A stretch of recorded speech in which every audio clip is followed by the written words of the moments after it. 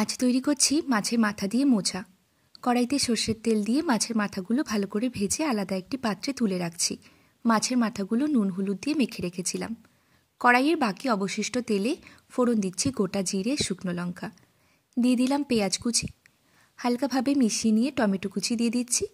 এরপর দিচ্ছি ভাপিয়ে রাখা আলু, স্বাদ মতো নুন, হলুদ গুঁড়ো, জিরে গুঁড়ো, ধনে গুঁড়ো।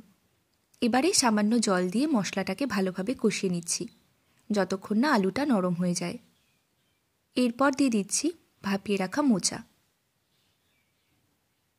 মাছের মাথাগুলো দিয়ে ভালোভাবে মিশিয়ে 5 মিনিটের জন্য ঢাকনা চাপা দিয়ে দিচ্ছি। 5 মিনিট বাদে ঢাকনা তুলে ভালো করে নাড়াচাড়া করে নিচ্ছি। এরপর দিয়ে দিচ্ছি স্বাদ মতো চিনি, 1 টিস্পুন ঘি আর সামান্য পরিমাণে গরম মশলা।